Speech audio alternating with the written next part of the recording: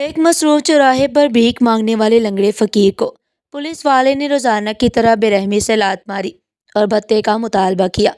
فقیر نے چپ چاپ جیب سے پیسے نکال کر دے دیے۔ اسی رات شہر میں ایک بہت بڑی دہشت گردی کی سازش ناکام ہوئی اور پولیس ہیڈ کوارٹر میں ہنگامی میٹنگ بلائی گئی۔ جب وہ کرپٹ پولیس والا آئی جی کے دفتر میں پیش ہوا تو سامنے کرسی پر اسی لنگڑے فقیر کو وردی میں بیٹھے دیکھ کر اس کی جان نکل گئی، کیونکہ وہ فقیر اصل میں خفیہ مشن میں تھا۔ آئینے کے سامنے کھڑا اپنی پھٹی ہوئی چادر کو کندھے پر ٹھیک کر رہا تھا۔ جب کمرے کا دروازہ کھول کر میری بیوی اندر داخل ہوئی تو میری پوچھ دیکھتی ہی اس کا منہ بن گیا۔ وہ مجھے بولی، آپ کب تک یہ سب کرتے رہیں گے؟ آپ کو پتہ ہے اگر خاندان کے کسی شخص نے آپ کو اس طرح بھیک مانگتے دیکھ لیا یا میرے میکے سے کسی نے دیکھ لیا تو کتنی باتیں بنیں گی؟ آپ کو بالکل بھی احساس نہیں ہے۔ جبکہ میں اپنے چہرے پر اسی کا کاجل ملتے ہوئے بولا، اگر میرے خاندان کا کوئی دیکھے گا تو مجھ پر فخر کرے گا، اور تمہارے خاندان کا جب دیکھے گا تو بات کی نوعیت کو سمجھ کر آگے پیچھے ہو جائے گا۔ میں اپنے فرض سے پیچھے نہیں ہو سکتا۔ کئی دنوں سے معلوم ہو رہا ہے کہ ایک کرپٹ پولیس آفیسر عوام کی زندگی میں زہر گھول رہا ہے۔ آج اسی کا دماغ ٹھیک کرنا ہے اور پھر تانے میں رپورٹ بھی جمع کرانی ہے۔ میری بات سن کر میری بیوی غصے سے منہ پھلا کر ایک طرف بیٹھ گئی اور خفا لہجے میں بولی، اگر آپ اتنے ہی بڑے آئی جی ہیں، اتنے ہی بڑے پولیس آفیسر ہیں تو اب تک اپنے گھر کے مسئلے کو حل کیوں نہیں کر پائے؟ آپ سے بس باتیں کروا لو، آپ کچھ نہیں کر سکتے۔ اس کی بات سن کر میرے چہرے پر اداسی پھیل گئی۔ وہ بالکل ٹھیک بول رہی تھی۔ اتنا بڑا آئی جی ہونے کے باوجود، اتنا دماغ رکھنے کے باوجود میں ابھی تک اپنے گھر کے مسائل حل نہیں کر پایا۔ میں بنا کچھ کہے کمرے سے باہر آ گیا۔ آج میری بیوی نے میری دکھتی رگ پر ہاتھ رکھا۔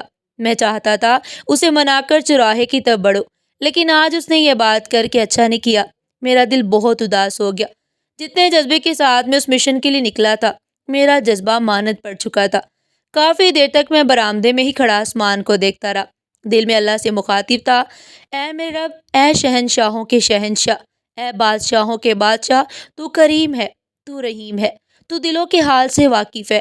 میرے مالک، میرے زندگی میں پھیلے ہوئے اس عذاب کو ختم کر دے۔ میں بہت مشکل میں ہوں، بہت الجھن میں ہوں۔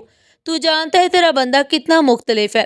میرے گھر کی اس پریشانی کو دور کر دے، مجھے میری بہن واپس کر دے۔ کافی دیر تک میں وہیں کھڑا دعائیں مانگتا رہا اور پھر چپ چاپ گھر سے نکل کر سیدھا چوک کی طرف بڑھ گیا تھا۔ 2 قدم چلتے ہی میں نے اپنی ٹانگ کو لڑکھڑانا شروع کر دیا اور اگلے ہی لمحے میں لڑکھڑاتا لنگڑا کر چل رہا تھا۔ چہرے پر مایوسی پھیلی تھی۔ ہاتھ آگے کر کے دوسرا ہاتھ ٹانگ پر رکھ لیا۔ مجھے دیکھ کر اب کوئی بھی یہ نہیں کہہ سکتا تھا کہ میں آئی جی پولیس انسپکٹر ہوں۔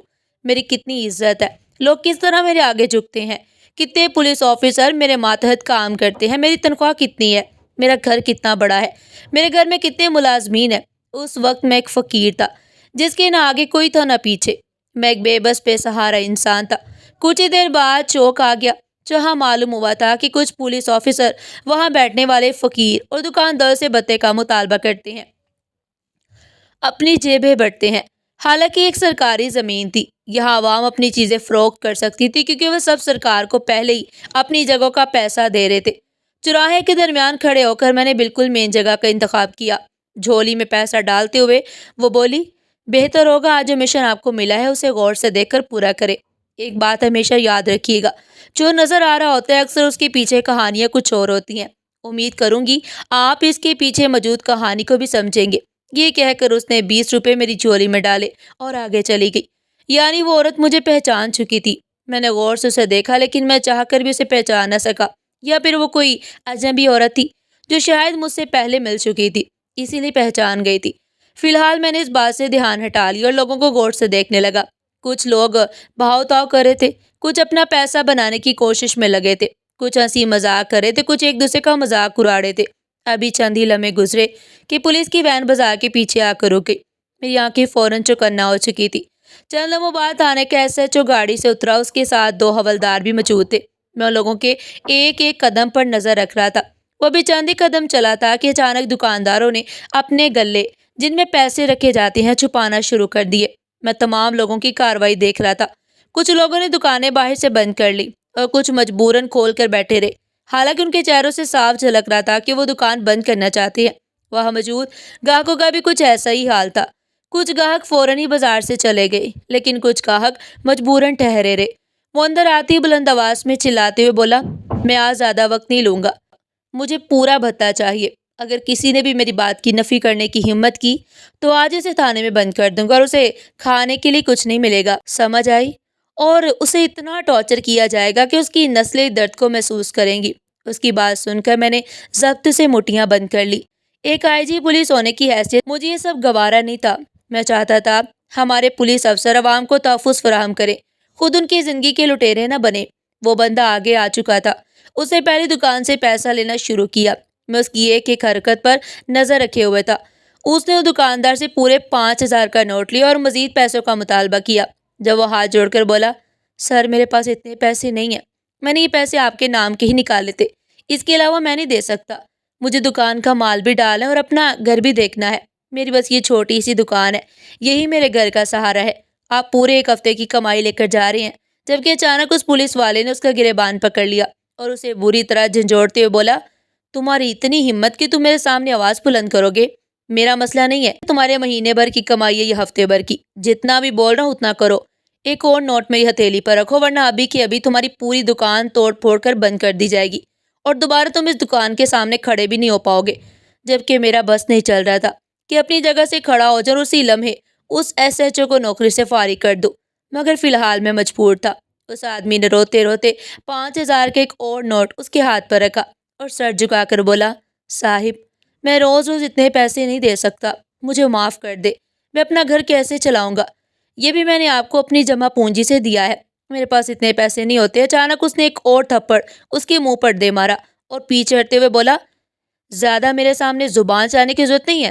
اگر یہاں کام کرنا ہے تو اوقات میں رہ کر کام کرو، ورنہ تم جیسے لوگوں کا بندوبست کرنا مجھے بخوبی آتا ہے۔ یہ کہتی وہ اب دوسری دکان کی طرف بڑھ گیا، جبکہ دوسری دکان والے نے 1,000 کے 4 نوٹ اس کی ہتھیلی پر رکھے اور اس کے پاؤں پکڑتے ہوئے بولا، صاحب جی میں بہت زیادہ مجبور ہوں، کام بہت مندہ چل رہا ہے۔ آپ جانتے ہو ابھی بقرہ عید گزری ہے، مرغی کا گوشت زیادہ لوگ نہیں خرید رہے۔ میں ہاتھ جوڑتا ہوں، خدا را مجھے آج بخش دیا جائے۔ جب کوئی ایک زوردار ضرب پاؤں سے اس کے کندھے پر لگاتے ہوئے بولا، بالکل بکواس بند، میرے سامنے زبان درازی کرنے کی ضرورت نہیں ہے، ورنہ ابھی کے ابھی تمہارا اچھے طریقے سے بندوبست کروں گا۔ پیسے دو ورنہ میں تمہیں اس دکان کے پاس بھی نہیں آنے دوں گا۔ وہ آدمی روتے ہوئے بولا، میں کیسے پیسے دوں؟ جتنے تھے میں آپ کو دے چکا ہوں، میرے پاس نہیں ہے، میں جمع پونجی بھی نہیں رکھتا، میں بہت غریب انسان ہوں، یہ دکان بھی کرائے کی ہے، سامان سارا کرایہ کہ اگر آپ روز مجھ سے پیسے لینے کے لیے آئیں گے تو میں اپنا گھر کیسے چلاؤں گا؟ آپ ہمارے محافظ ہیں، آپ کیوں ہماری زندگیوں کے لٹیرے بن رہے ہیں؟ وہ مزید کچھ کہتا کہ اچانک اس نے اپنی پستول نکالی اور اس آدمی کے کندھے پر زور زور سے 3 دفعہ ضرب لگائی، جبکہ وہ معصوم انسان زمین پر پڑا تڑپنے لگا۔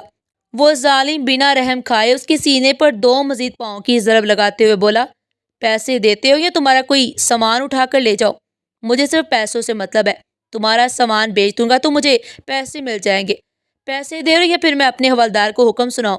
اس آدمی نے بڑی مشکل سے اپنے قدم زمین پر جمائے اور لڑکھڑاتے قدموں کے ساتھ دکان کے اندر گیا، وہاں سے کچھ پیسے اور نکالے اور اس کے سامنے رکھتے ہوئے بولا، میں بہت مجبور ہوں، میری اتنی کمائی نہیں ہے کہ آپ کو مزید دے سکوں، یہ آخری 1,000 روپے ہیں، یہ رکھ لیں، اس سے زیادہ میں نہیں دے سکتا۔ وہ اب کافی مجبور لگ رہا تھا۔ ایس ایچ او نے اپنے ساتھ آئے ہوئے حوالدار کو اشارہ کیا اور اس کا کافی سارا سامان اٹھا لیا، یقیناً وہ بیچنے کا ارادہ رکھتا تھا۔ جب وہ آدمی روتے ہوئے بولا، ایسا نہ کرو صاحب، یہ سامان سارا کرائے کا ہے، میں کہاں سے یہ سامان ان کو واپس لا کر دوں؟ میں آپ کو پیسے دیتا ہوں، ٹھہرو۔ یہ کہتے ہوئے اس نے اپنے دوسرے گلے سے پیسے نکالے اور مزید 1,000 روپے اس کے سامنے رکھ دیے۔ اس نے زور سے کہکا لگایا اور اسے دیکھتے ہوئے بولا، تم جیسے لوگوں کے ساتھ ایسا ہی سلوک کیا جائے تو اصل مال نکلتا ہے، جو زیادہ دماغ چلائے گا اس کا حال اس سے بھی برا ہوگا۔ یہ کہتی اس کی نظر مجھ پر گئی، میں نے فوراً ہی نظر جھکا لی اور دل میں شدت سے دعا مانگی کہ مجھے پہچان نہ پائے۔ لات میرے کندھے پر رسید کی، جس کی تاب نہ لاتے ہوئے میں بے اختیار پیچھے کی طرف گر گیا۔ اگر میں اس ضرب کے لیے تیار ہوتا تو کبھی بھی پیچھے نہ گرتا، لیکن حملہ اچانک ہوا جس کی وجہ سے میں سنبھل نہ پایا۔ میں نے سر اٹھا کر دیکھا، وہ میرے آگے ہاتھ پھیلا کر بولا، ہاں مانتا ہوں تو فقیر ہو، یہاں مانگنے کے لیے بیٹھے ہو، لیکن میں یہاں کا بتا خور پولیس افسر ہوں، میں تمہارے اس لنگڑے وجود کو دیکھ ترس نہیں کھاؤں گا۔ اگر میں نے تم پر ترس کھانا شروع کر دیا تو میرا کام دھندا کیسے چلے گا؟ پیسے نکالو تبھی یہاں بیٹھ سکتے ہو۔ اس کی بات سنتے ہی میں نے گہری سانس لی اور اسے دیکھتے ہی بولا، صاحب جی میرے پاس پیسے نہیں ہیں۔ میں نے جان بوجھ کر آواز کو مزید باریک کر لیا اور لہجہ اتنا کمزور بنا لیا کہ وہ واقعی مجھے فقیر سمجھے۔ جب اچانک وہ نیچے زمین پر بیٹھا اور میرے بازو کو سختی سے تھام کر بولا، تم کہیں سے بھی فقیر نہیں لگتے، تمہاری یہ سخت بازو مضبوط وجود اس بات کی گواہی دیتے ہیں کہ تم پیشہ ور فقیر نہیں ہو بلکہ نئے نئے مانگنے کے لیے بیٹھے ہو۔ اس کی بات سن کر میں نے سر ہاں میں ہلایا تو اچانک اس نے ایک زوردار تھپڑ میرے منہ پر دے مارا اور میرے بالوں کو زور سے جھٹکتے ہوئے بولا، مانگنے سے بہتر تھا کہیں نوکری کر لیتے، ہاتھ پاؤں چلاتے، مگر نہیں، تم جیسے لوگوں کو صرف کا کھانے کے لیے بیٹھے ہو۔ خیر مجھے سے کوئی فرق نہیں پڑتا تم کیا کرتے ہو اور کیا نہیں، مجھے میرا حصہ چاہیے، ورنہ یہاں تم نہیں بیٹھ سکتے، کہیں اور اپنا بندوبست کرو۔ اس کی بات سن کر مجھے شدید غصہ آیا۔ ایک لنگڑا انسان جو فقیر ہے، یہ ظالم اسے بھی نہیں بخش رہا۔ میں کائجی پولیس افسر تھا، لیکن اگر میری جگہ واقعی کوئی فقیر ہوتا تو کیا یہ اس سے بھی ایسی برتاؤ کرتا؟ یہ سوچ کر میرا خون کھول اٹھا، مگر میں نے اپنا غصہ برداشت کر لیا۔ جیب میں ہاتھ ڈال کر میں نے کچھ 100 کے نوٹ اس کے ہاتھ پر رکھ دیے تو وہ شیطانی مسکراہٹ چہرے پر سجاتے ہوئے بولا، تم پہلے فقیر ہو جو 100 کے نوٹ دے رہا ہے، ورنہ تم سے پہلے جو فقیر یہاں بیٹھا تھا وہ تو 10 کے نوٹ یا سکے ہی میرے ہاتھ پہ رکھتا، لیکن میں انہیں بھی نہیں چھوڑتا۔ انسان کو اپنا حق لینا چاہیے۔ خیرت تم یہاں سکون سے بیٹھ کر مانگ سکتے ہو، تمہیں کوئی نہیں روکے گا۔ اگر تمہاری جگہ کوئی لینے کی جرت کرے تو مجھ سے رابطہ کرنا، میں اس کا اچھے سے بندوبست کروں گا، ٹھیک ہے؟ میرے دوست یہ کہہ کر وہ آگے بڑھ گیا اور ایک اور دکان کو لوٹنے لگا۔ دن دہاڑے ایسی چوری نے میرے ہوش اڑا دیے۔ ہمارے محافظ اگر عوام کو لوٹیں گے تو انسان کہاں جائے گا؟ مجھے بے حد افسوس ہونے لگا کہ میرے تھانے کے لوگ اس حد تک گر چکے ہیں، اپنا فائدہ کرنے کے لیے وہ غریب دکانداروں کے ساتھ ایسا سلوک کر رہے ہیں۔ میں نے افسوس سے سر جھٹکا اور ان کی کارروائی دیکھنے لگا۔ دھیرے دھیرے انہوں نے بازار میں موجود ہر دکان سے بتا لیا اور پھر ہنستے ہوئے بازار سے چلے گئے۔ ان کے جانے کے بعد 2 آدمی میرے پاس آئے اور مجھے دیکھتے ہوئے بولے، تمہیں تکلیف تو نہیں ہو رہی؟ اگر تکلیف ہو رہی ہے تو بتاؤ، ہم ڈاکٹر کے پاس چلتے ہیں۔ اور تمہارے کتنے پیسے ہیں؟ وہ آدمی لے کر گیا ہے۔ میں نے لہجے کو مزید کمزور کرتے ہوئے بولا، ایک بے بس بے سہارا انسان تکلیف سہنے کے لیے بنا ہے، اب ان لات کونسوں کی عادت ہو چکی ہے، یہ کوئی نئی بات نہیں ہے۔ وہ دونوں آدمی آدھے آدھے پیسے بڑھاتے ہوئے بولے، ان کے سامنے بڑے نوٹ نہیں رکھا کرو، تم غریب ہو، مانگ کر گزارا کرتے ہو، تمہاری ٹانگ بھی خراب ہے، تھوڑا دماغ سے کام لو، لڑنے جھگڑنے کی ضرورت نہیں ہے، یہ اس کا روز کا معمول ہے۔ میں فوراً بولا، ہاں میں آج یہاں پہلی دفعہ آیا ہوں، لیکن مجھے اندازہ نہیں تھا کہ یہاں کے لوگ اس تکلیف سے گزرتے ہیں، آپ مجھے بتا سکتے ہیں کیا یہ روز آتا ہے؟ دوسرے آدمی نے سر نفی میں ہلاتے ہوئے بولا، یہ آدمی 3 دن بعد آتا ہے اور ہمارا خون نچوڑ کر لے جاتا ہے۔ میں فوراً بولا، تو پھر یہ 3 دن کہاں ہوتا ہے؟ کیا یہ تھانے میں وقت گزارتا ہے؟ میری بات سن کر دوسرا آدمی جسے سب سے پہلے پیسے بڑھائے تھے بولا، نہیں، اس چوراہے کے علاوہ بھی 2 چوک پیچھے کی جانب ہے، یہ ایک ایک دن تینوں چوکوں کا چکر لگاتا ہے اور ہر انسان کی زندگی کو مشکل میں ڈال دیتا ہے۔ کتنے دکاندار اپنی جگہ چھوڑ کر کہیں اور منتقل ہو چکے ہیں۔ ان کا کہنا ہے کہ اب اپنی محنت کی کمائی کیوں ایسے شخص کو دے جو نہ ہمارے کسی کام آتا ہے اور نہ ہمیں تحفظ دیتا ہے، بہتر ہم یہ علاقہ ہی چھوڑ دے، ہم بہت مجبور ہو چکے ہیں، ہم اگر یہ سب برداشت نہ کریں تو زندگی گزارنا مشکل ہو جائے گا، اسی لیے اس شخص کو سہ رہے ہیں۔ جبکہ میں اب خاموش ہو چکا تھا، میرے پاس کہنے کے لیے کچھ بھی نہیں بچا تھا۔ عوام اگر اتنی مایوس اپنی پولیس سے ہو چکی ہے تو ہم جیسے پولیس افسر کسی کام کے نہیں۔ وقت دھیرے دھیرے گزرتا رہا۔ جب میں مزید 1 گھنٹہ وہاں بیٹھا رہا تو کئی دکاندار پریشان ہو گئے، کوئی دکان چھوڑنے کی بات کرنے لگا اور کچھ کہنے لگے کہ ہمیں سرکار کو اس شخص کے خلاف شکایت درج کروانی چاہیے تاکہ ہم اس مصیبت سے نجات پا سکے۔ کچھ کہہ رہے تھے اگر ہم نے اس کی شکایت درج کرائی تو بلا وجہ ہم مشکل میں پڑ سکتے ہیں، ان لوگوں کی پہنچ بہت اوپر تک ہوتی ہے، ہم کمپلین کر دیں گے تو مسئلہ حل ہو جائے گا، لیکن یہ آدمی ہمیں زندہ نہیں چھوڑے گا بلکہ ذہنی طور پر اتنا پریشان کرے گا کہ ہم خود اس کو پیسے دینے پر راضی ہو جائیں گے۔ پولیس، وکیل، ڈاکٹر ان لوگوں سے اپنا رزق حلال کمانے کے لیے اس جیسے درندے کو بھی پیسے دیتے رہیں، ورنہ یہاں کاروبار کرنا بہت مشکل ہو جائے گا۔ ان لوگوں کی باتیں سن کر مجھے بے حد افسوس ہوا، آج کے دور میں ایسا بھی ہوتا ہے، یہ سوچ کر مجھے اندر ہی اندر شدید تکلیف ہونے لگی۔ ایس ایچ او کو یہ سب نہیں کرنا چاہیے تھا، وہ محافظ تھا، لٹیرا نہیں۔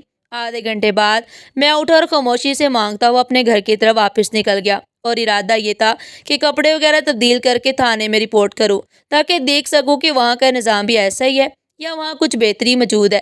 ایک مختصر مسافت کے بعد میں اپنے گھر واپس آیا۔ میری بیوی کچن میں کام کر رہی تھی، مجھے اتنی جلدی لوٹتا دیکھ کر وہ حیران رہ گئی اور حیرت سے بولی، کیا ہوا؟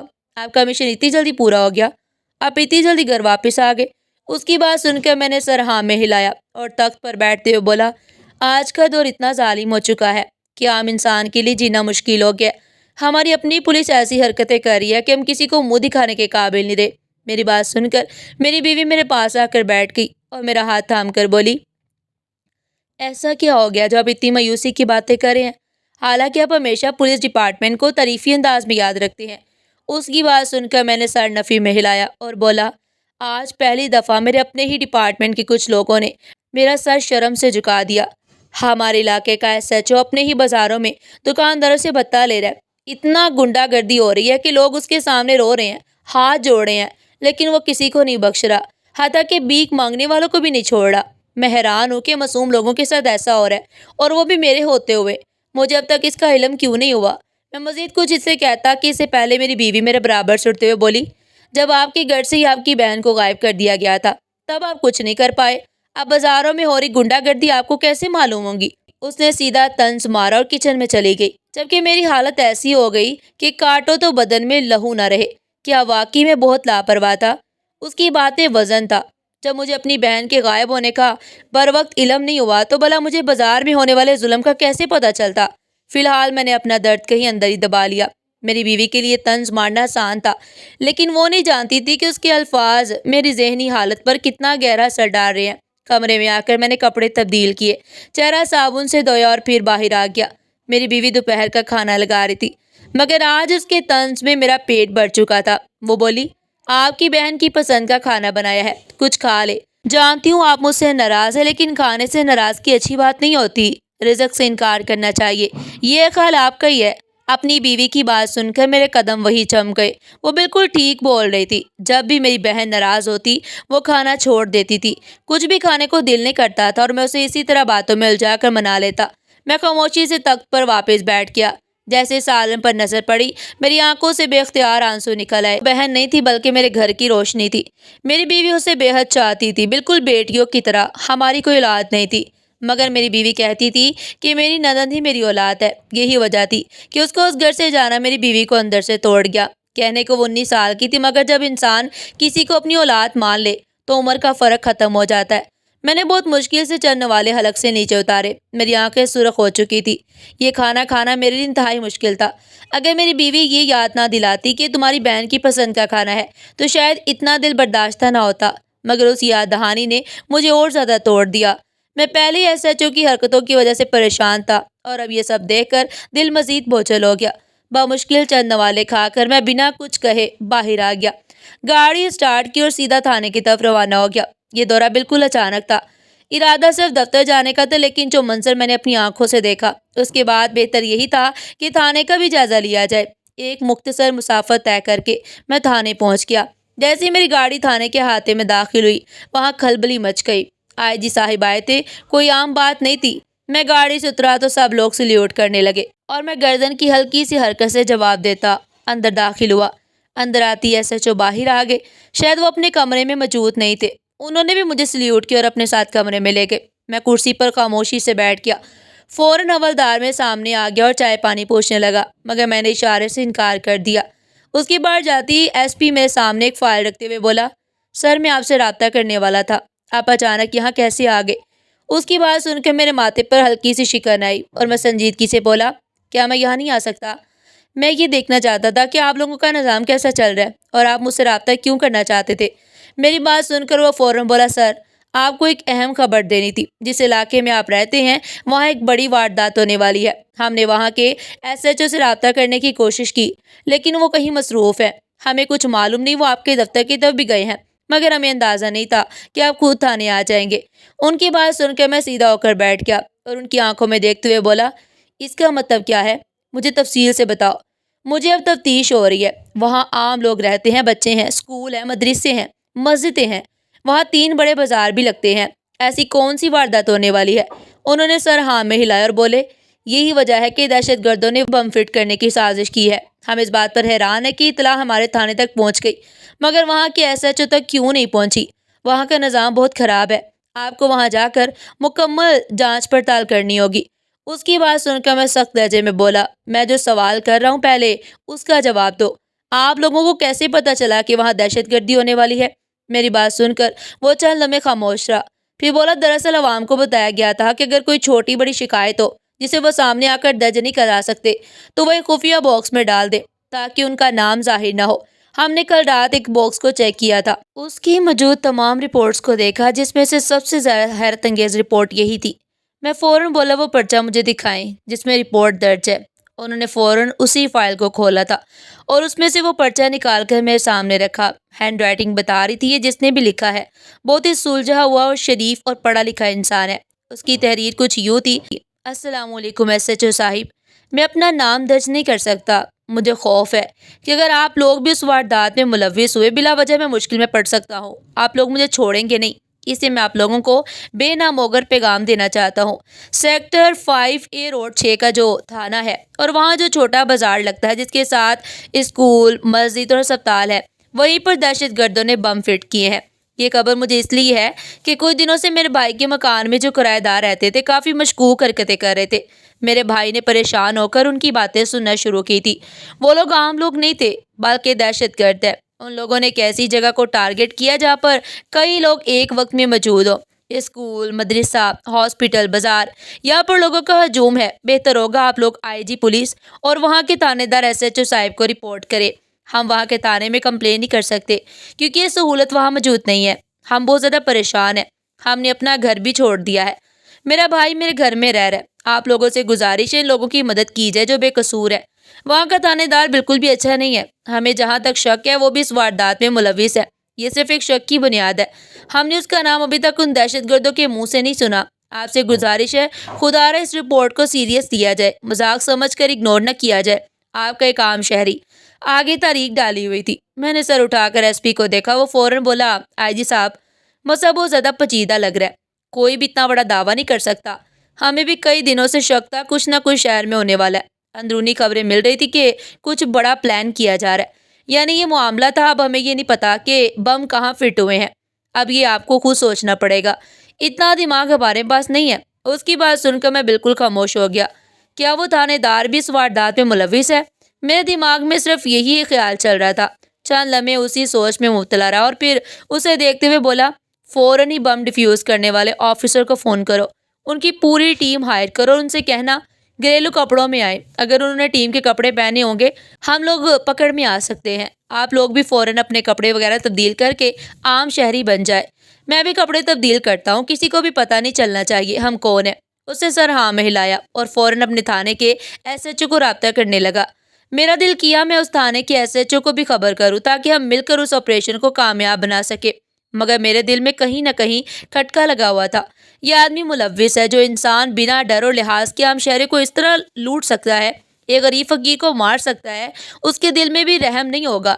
لیکن میں جانتا ہی نہیں تھا کہ وہ انسان میرے کس طرح کام آنے والا ہے۔ بے شک جو انسان نظر آتا ہے وہی نہیں ہوتا۔ حقیقت میں ہر انسان کے چہرے پر ایک چہرہ چھپا ہوتا ہے۔ کچھ دیر میں ہم ان گلی کوچوں میں پھیل چکے تھے جہاں پر مجھے شک تھا کہ کچھ نہ کچھ ہمیں مل سکتا ہے۔ سب سے پہلے میں نے ہاسپٹل کا ایک ایک کونا چیک کروایا اور جب ہم پچھلے حصے کی طرف گئے جہاں پر بم کے بالکل بھی امکانات نہیں تھے، وہیں سے وہ بم برآمد ہوا جو اسکول اور ہاسپٹل دونوں کو تباہ کر سکتا تھا۔ فوراً ہی بم ڈیفیوز کرنے والوں نے اپنی کارکردگی دکھانا شروع کی۔ کچھ ہی دیر میں وہ بم ختم ہو چکا تھا۔ اس پر ٹائمر فٹ تھا، کل دوپہر 12 بجے کا۔ مجھے بے حد افسوس ہو رہا تھا کہ دنیا میں اتنے بھی ظالم لوگ ہیں جو معصوم مریضوں کو، وہاں پر آئے ہوئے لوگوں کو، اسکول کے معصوم بچوں کو تباہ کرنا چاہتے ہیں۔ کچھ ہی گھنٹوں بعد یہ بم پھٹ سکتا تھا۔ میں اب سیدھا مسجد کی طرف روانہ ہوا جس سے منسلک ایک مدرسہ بھی تھا۔ میں نے وہاں پر بھی ہر طرف جانچ پڑتال کروائی لیکن بالکل اندازہ نہیں ہو رہا تھا کہ بم کہاں پر ہے۔ جب اچانک میرے ساتھ موجود SHO نے مجھے مشورہ دیا تھا کہ ہمیں اب مدرسے اور مسجد کے اندر دیکھنا چاہیے۔ یہ لوگ بہت شاطر ہے، یہ اسکول کو اڑوانا چاہتے تھے، اسی لیے انہوں نے ہاسپٹل کے پچھلے حصے کی طرف لگایا تاکہ جب بم پھٹے تو ہاسپٹل اسکول دونوں اس کے زد میں آئے۔ اب مجھے لگتا ہے کہ انہوں نے بم یا تو مدرسے کے اندر لگایا یا مسجد کے اندر تاکہ ایک ساتھ دونوں ہی ختم ہو جائے، کیونکہ مسجد اور مدرسہ ایک ہی جگہ پر ہے۔ اس کی بات مجھے سمجھ آئی تھی۔ یہ وقت ایسا تھا کہ مدرسہ بند تھا لیکن میں نے فوراً وہاں کے امام سے بات کی اور ہمیں اجازت مل گئی۔ پوری ٹیم مدرسے اور مسجد کے اندر پھیل چکی تھی۔ امام صاحب کے چہرے پر وحشت پھیلی ہوئی تھی۔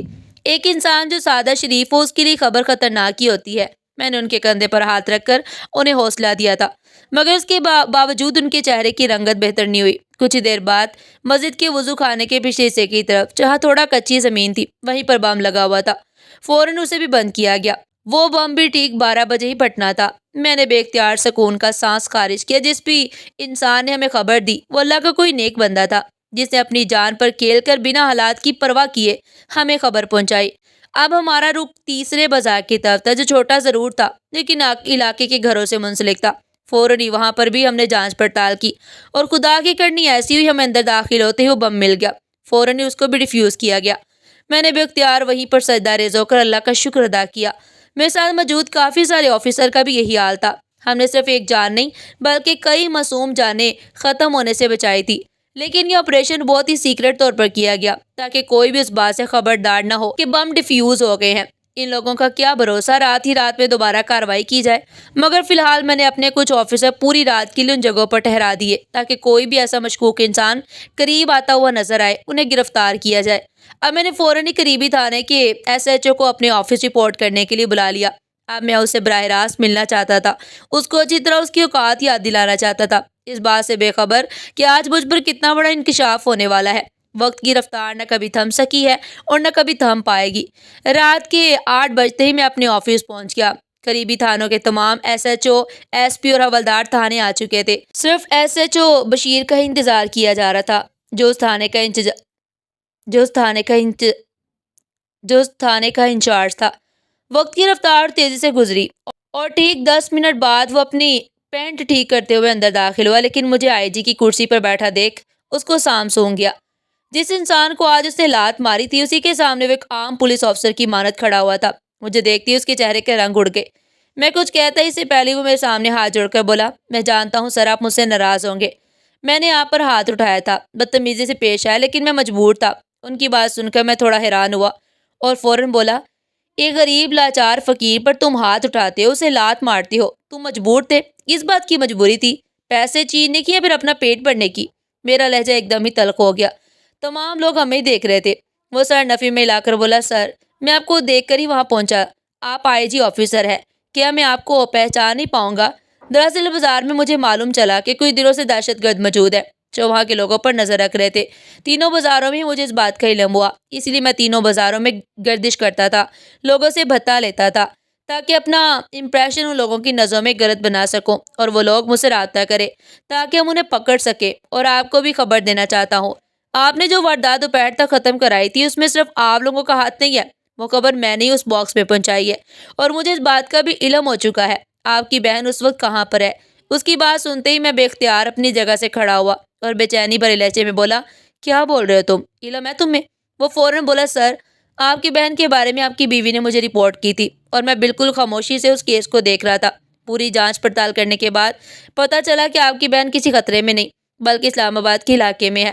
وہاں پر انہوں نے شادی کر لی اور اب خیر سے ایک بیٹے کی ماں بھی ہے۔ وہ اپنی زندگی میں بہت خوش ہیں، آپ سے رابطہ کرنا چاہتی ہے لیکن ڈر رہی ہیں کہ آپ ناراض ہو جائیں گے، اور رہی ان دہشت گردوں کی بات تو میرا ان سے بہت اچھا تعلق بن چکا ہے۔ یہ لوگ مجھ پر بھروسہ کرتے ہیں کہ میں غدار ہوں۔ اب آپ لوگوں کو بنا مجھے بیچ میں لائے انہیں گرفتار کرنا ہوگا۔ میں نے فوراً ہی اس انسپیکٹر سے تمام معلومات لی اور رات میں ہی ان کے اڈے پر چھاپا مارا۔ میرے پولیس انسپیکٹر کی بات بالکل ٹھیک ثابت ہوئی، 8 دہشت گرد گرفتار ہو گئے تھے۔ ہم نے اس انسپیکٹر کو منظر پر آنے نہیں دیا کیونکہ اسی آدمی کے ذریعے ہم مزید دہشت گرد پکڑ سکتے تھے۔ میں نے 2 دن بعد جب تمام معاملات حل ہو